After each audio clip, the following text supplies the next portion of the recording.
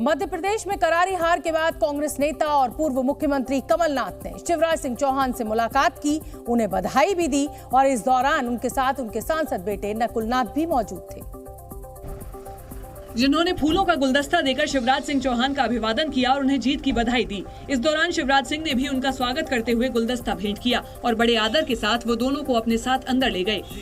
आज मैंने उन्हें बधाई दी, मैंने उन्हें आश्वस्त किया कि हम विरोधी दल तो रहेंगे, पर प्रदेश के हित में जो भी हम कर सके मदद करेंगे।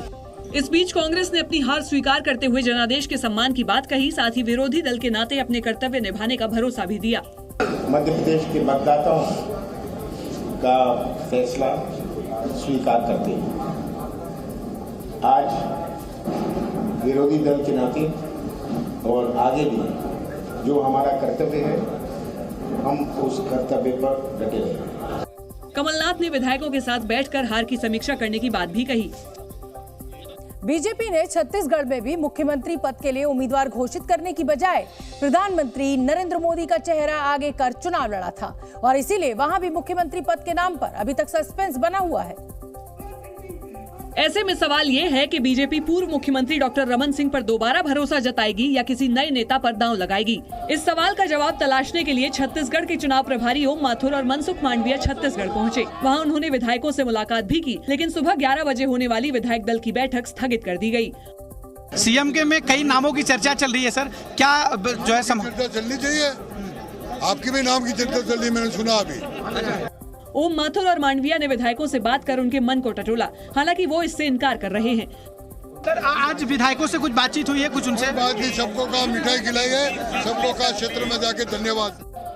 दोनों प्रभारी दिल्ली लौट आए हैं। वो बीजेपी के शीर्ष नेतृत्व को रिपोर्ट देंगे और जल्द ही चुनाव पर्यवेक्षकों की नियुक्ति होगी। डॉक्टर रमन सिंह मुख्यमंत्री पद की रेस में सबसे आगे तो हैं, लेकिन उनकी दावेदारी को चुनौती देने के लिए कई उम्मीदवारों के नाम अब सामने आ रहे हैं। उनमें से एक बड़ा नाम छत्तीसगढ़ बीजेपी के प्रदेश अध्यक्ष अरुण साव का है। अरुण साव ओबीसी के साहू समाज से आते हैं। साहू समाज छत्तीसगढ़ की सियासत में मजबूत दखल रखता है। सूबे में साहू समाज की आबादी करीब 12% है। भारतीय जनता पार्टी के सरकार का नेतृत्व कौन करेंगे, ये पार्टी का विधायक दल और केंद्रीय नेतृत्व तय करेगा।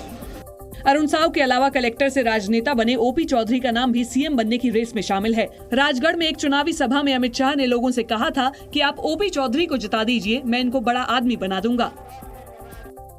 सियासी गलियारों में ऐसे भी कयास लगाए जा रहे हैं कि बीजेपी आलाकमान इस बार किसी महिला को छत्तीसगढ़ का मुख्यमंत्री बना सकता है।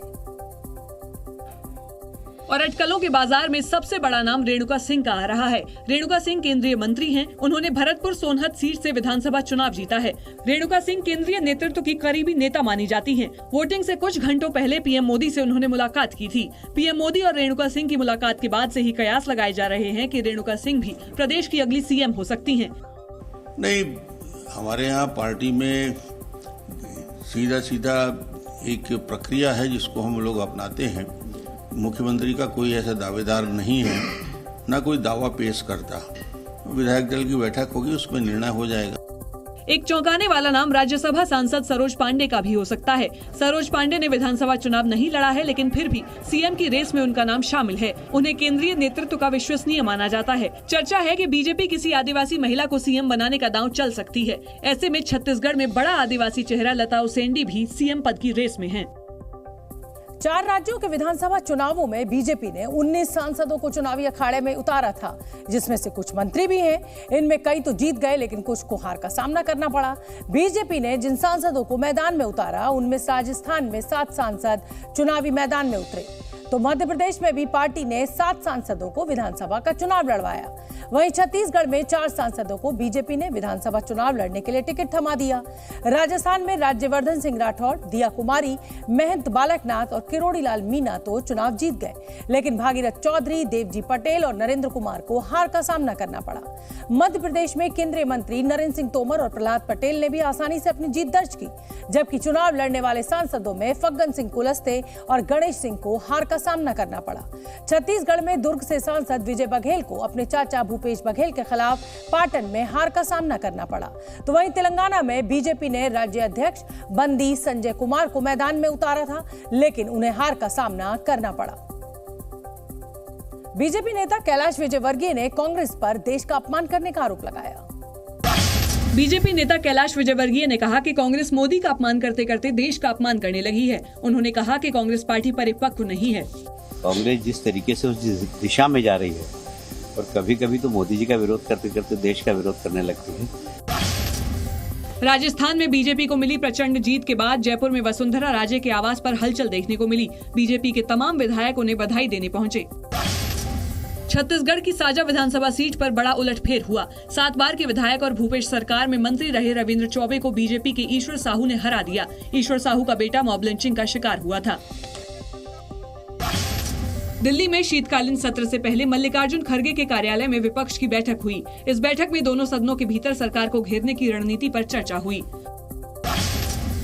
राज्यसभा से सस्पेंड चल रहे आम आदमी पार्टी के नेता राघव चड्ढा की 115 दिनों बाद संसद में वापसी हो गई है। चड्ढा को सांसदों के विशेषाधिकार हनन के आरोप में 11 अगस्त को राज्यसभा से निलंबित कर दिया गया था।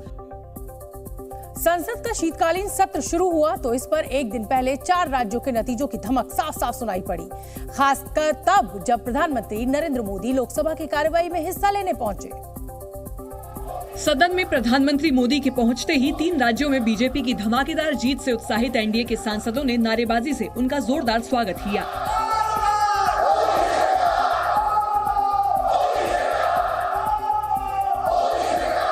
गठबंधन के सांसदों ने अपनी भावनाओं का जिस तरह इजहार किया उसे देख और सुनकर प्रधानमंत्री मुस्कुराने लगे।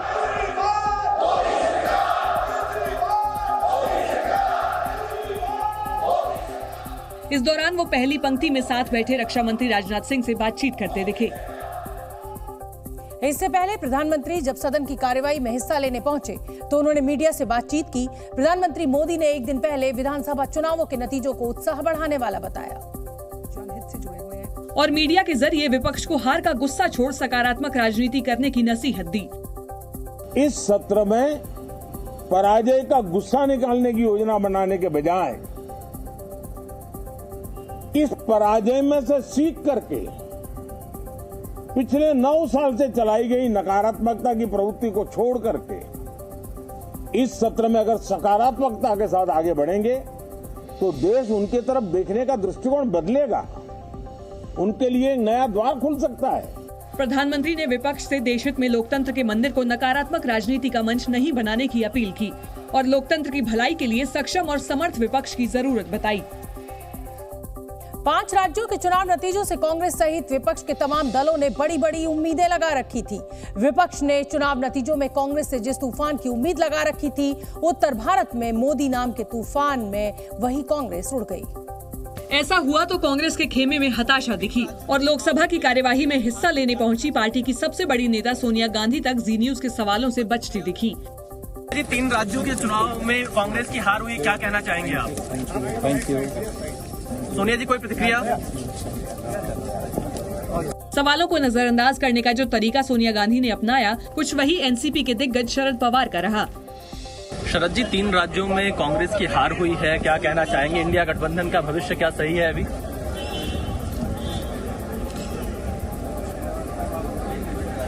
विपक्ष के दिग्गजों की चुप्पी से कार्यकर्ताओं के मनोबल पर असर तय है, इसलिए ये चुप्पी ज्यादा देर टिकने वाली नहीं।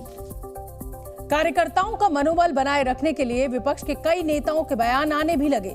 चूंकि नतीजों के बाद प्रधानमंत्री मोदी ने विपक्ष को पॉजिटिव पॉलिटिक्स करने की सलाह दी, इसलिए लोकसभा में विपक्ष के नेता अधीर रंजन चौधरी ने अपना मोर्चा संभाल लिया। क्या कहना चाहेंगे आप? और अधीर रंजन चौधरी ने जवाब में प्रधानमंत्री को भी एक सलाह दे डाली। मैं मोदी जी को एक सलाह देंगे, मोट बना लिया कर, मोदी मोट, वहाँ सारे ज्ञान देते हैं। जाहिर है चुनाव नतीजों की हताशा से उबरने में विपक्ष को वक्त लगेगा और इसकी झलक कई बयानों में भी मिलने लगी। ये तो हर मामले में रिकॉर्ड बनाना चाहते हैं। रिकॉर्ड का राजीव गांधी के जमाने में 412 जीते थे, तो उस रिकॉर्ड को तोड़ना है। कैसे तोड़ेंगे, ये अपनी रणनीति बनाएंगे और जो विपक्ष है वो रणनीति बनाएगा कि 200 पर रह जाए। निश्चित रूप से इन नतीजों के बाद सबकी नजरें अब 2024 में होने वाले लोकसभा चुनावों पर हैं।